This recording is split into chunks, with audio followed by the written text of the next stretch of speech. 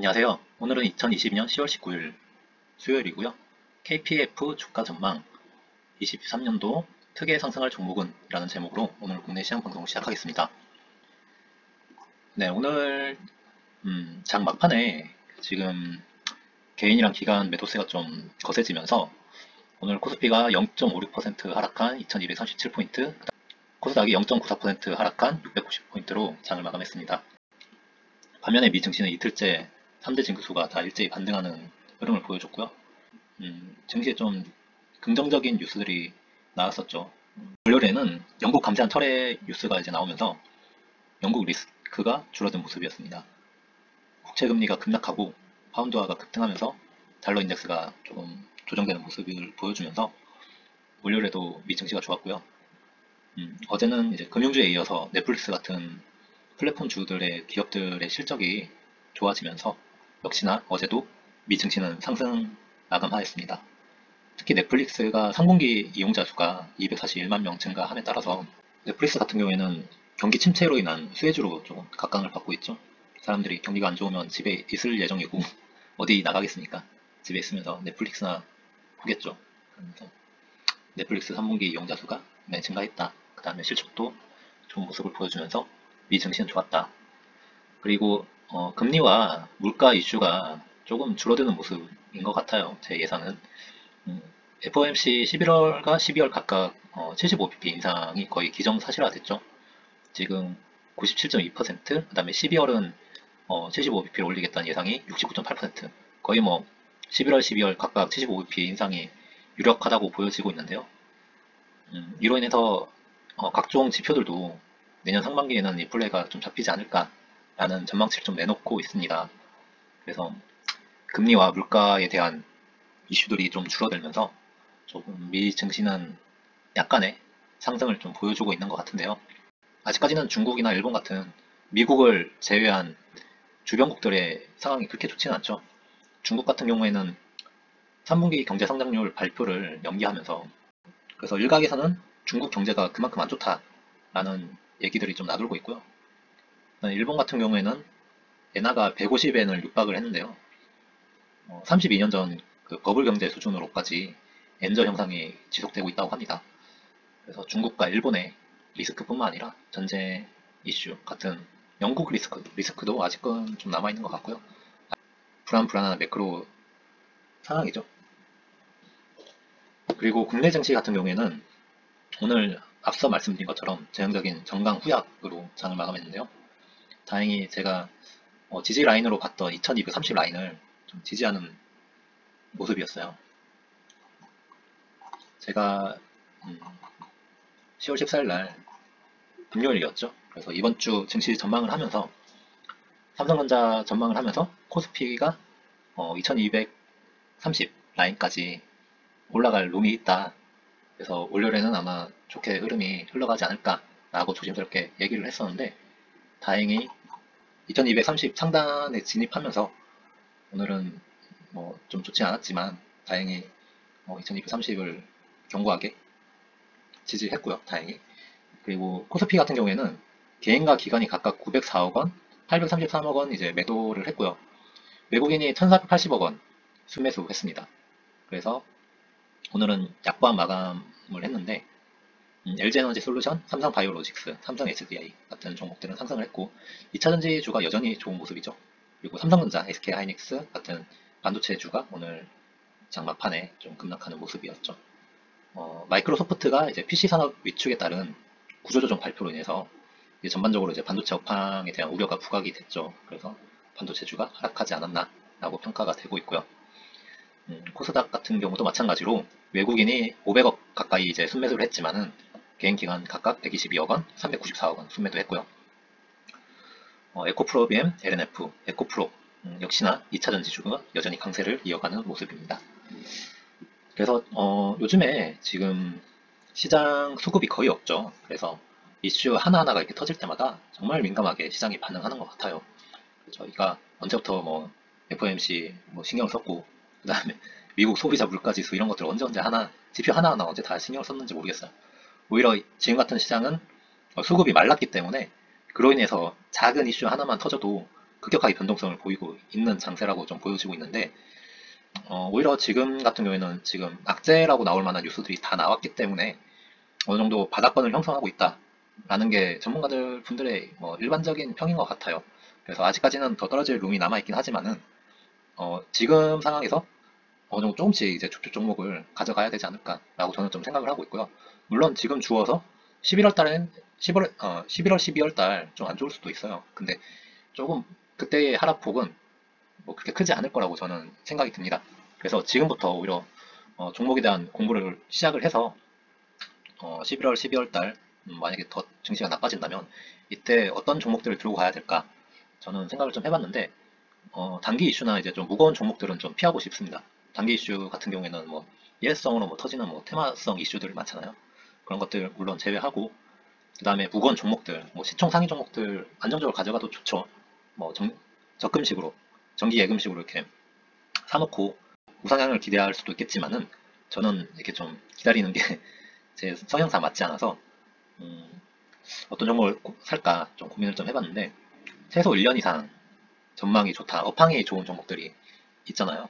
내년에 아무리 불경기라도 내년, 내후년, 그 다음에 장기적으로 봤을 때 이 종목들은 좋다, 업황이 좋다 하는 종목들이 저는 두 가지가 보여지는데요. 일단 로봇 관련주는 다 아시죠? 요즘에 로봇이 뭐 대세로 이제 좀 부각되고 있는데 어쩔 수 없을 것 같아요. 왜냐하면 인구는 계속 줄어들고 있고 선진국 같은 경우에는 뭐 인구가 계속 줄어들고 있고 하물며 중국도 그렇게 요즘에 막 이렇게 막 낳고 있는 것 같진 않아요. 그리고 그 노동력이 그만큼 줄고 있기 때문에 그 자리를 로봇이 대체한다는 전망들이 너무나 요즘에 많이 나오고 있죠. 하지만은 아직까지 반신반의하는 분들이 너무 많아요. 그래서 이런 종목들은 저는 지금 과감하게 들어가도 좋지 않나. 그 중에서 이제 뭐 레인보우 로보틱스나 SPG 두산 같은 뭐 전방위적으로 산업 전방위적으로 뭐 로봇 생산에 뭐 자체적인 능력이 있는 기업들을 좀 선별해서 지금 들어가도 좋을 것 같고요. 그 다음에 자율주행. 자율주행이 이제 지금 자동차주가 좀 못 가고 있는데 어, 결국에는 자동차는 자율주행이 핵심이다 라고 좀 보여지고 있고 모빌리티에 대한 개념이 완전히 바뀐다 라고 하더라고요. 그래서 자동차가 우리가 직접 운전을 하고 이렇게 모는 그런 행동이 아니라 차 안에서 뭐 넷플릭스도 보고 차도 마시고 얘기도 하면서 기본적인 조작만 하면서 그 이동 수단이 그 바뀐다, 이동 수단의 개념이 바뀐다라고 하더라고요. 거기서 이제 핵심은 자율주행이겠죠. 그래서 그 관련주들, 뭐 모트렉스, 캠시스, 인포뱅크 같은 종목들이 지금 뭐 급락을 뭐 왔다 갔다 하고 있고 뭐 영업이익률이 그렇게 높지는 않은 것 같지만은 뭐 정말 장기적으로 봤을 때 2년, 3년 안에 크게 터질 종목이 아닐까라고 생각이 듭니다. 그래서 오늘은 코스피, 코스닥 양대시장 모두 기관 매도세에 의해서 하락을 했고요. 2차 전지는 좋았다. 하지만 반도체주는 하락을 했고 그 다음에 한율 같은 경우에는 1420원대로 상승 반전을 했다. 달러 강세가 전환됐고 위험 회피 심리가 또 작용했다라고 보여지고 있다고 합니다. 그리고 오늘 아시아 오전 GDP 발표 왜 안 한 거야? 앞서 얘기 드린 것처럼 중국 놈들이 정말 좀 공산당은 어쩔 수 없죠. 매번 얘기 드리지만 자기들 하고 싶은 대로 발표 왜 안 하죠? 네, 그만큼 안 좋다는 얘기겠죠. 그래서 중화권의 일자의 약세를 흐름을 이어갔다. 네, 그래서 오늘 시황은 이렇게 정리할 수 있을 것 같고요. 넘어가겠습니다. 네, KPF 오늘 소개해드릴 종목은 KPF라는 종목이고요. KPF 같은 경우에는 시가총액 그렇게 크지가 않아요. 시가총액 1293억 원. 얘는 좀 작은 주식이죠. 네. 그 다음에 6,490원으로 오늘 장을 마감했고 9월 중선 이후로 계속 이제 조정을 받아서 6,000원대까지 내려앉은 종목인데요. 이 종목이 어떤 종목이냐? KPF 회사가 이런 장비 회사이기 때문에 산업 전방위적으로 좀 엮일 수가 있어요. 그래서 2022년 8월 3일 하나증권에서 낸 리포트 내용을 좀 살펴보면요. KPF 같은 경우에는 전 사업부가 초호황 국면에 들어섰다. 하반기에 로봇, 앞서 얘기했던 로봇 모멘텀까지 보유하고 있는 회사다. 초박형 베어링, 초정밀 감속기. 이 부품들은 로봇의 핵심 필수 부품이다. 특히 이제 SB비테크라고 KPF가 보유한 자회사가 있는데요. 10월 17일 날 상장을 했습니다. 찾아보시면 좋을 것 같고요. SB비테크의 약 30에서 40% 지분을 KPF가 이제 보유를 하고 있습니다. 그래서 하나증권의 최재호 연구원님은 KPF의 주력 제품인 파스너는 재개되고 있는 건설 현장의 수해 및 해상풍력, 태양광 등 신재생에너지 부품 적용이 확대되고 있다. 지금 IRA 관련주로 신재생에너지가 계속 이제 부각이 됐었죠. 태양광, 풍력 같은 그런 신재생에너지 주와 이제 또 엮일 수가 있고요. 2022년 2월에 이제 관련된 이제 이슈로 인해서 반사 효과까지 누릴 수 있다.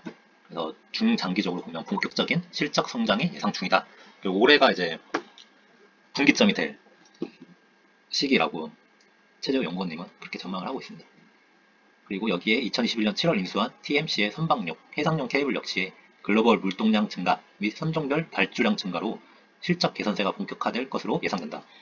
조선주하고도 또 엮이죠.